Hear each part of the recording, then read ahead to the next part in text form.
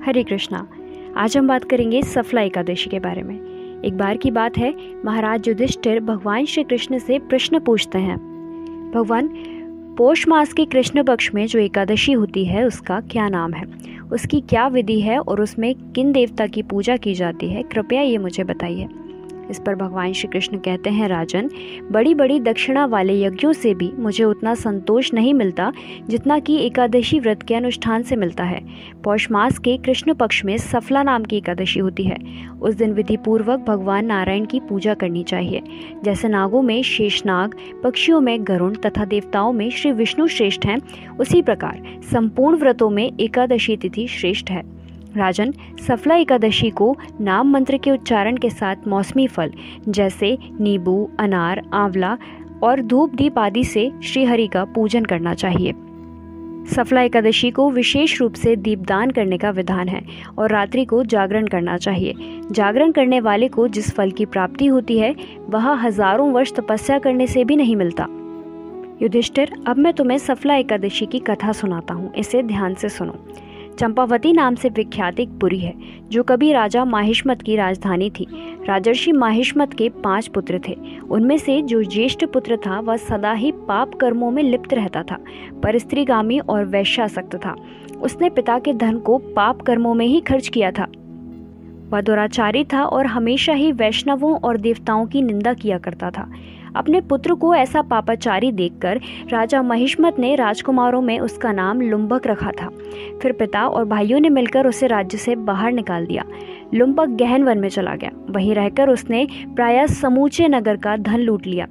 एक दिन जब वह रात में चोरी करने के लिए नगर में आया तो सिपाहियों ने उसे पकड़ लिया, किंतु जब उसने अपने को राजा माहिष्मत का पुत्र बतलाया तो सिपाहियों ने उसे छोड़ दिया। फिर वह वन में लौट आया और वहां पर मांस और वृक्षों के फल खाकर अपने जीवन का निर्वाह करने लगा।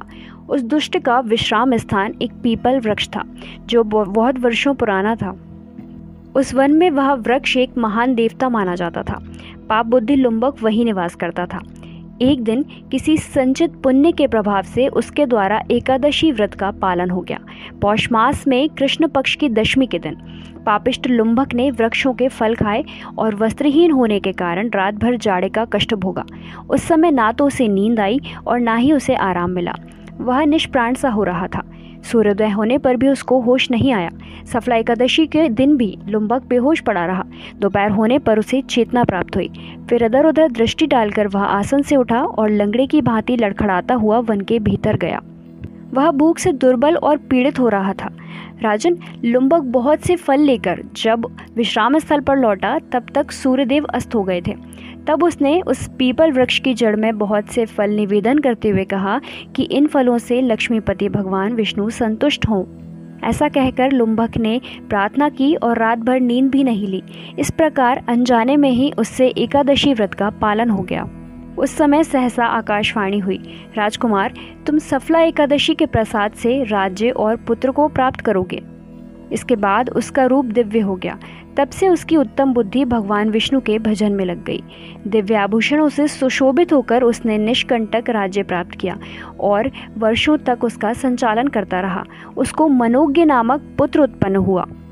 जब वह पुत्र बड़ा हुआ तब लुम्बक ने तुरंत ही राज्य की ममता को छोड़कर उस पुत्र को राज्य को सौंप दिया और वह स्वयं भगवान श्री कृष्ण के समीप चला गया, जहाँ जाकर मनुष्य कभी शोक में नहीं पड़ता।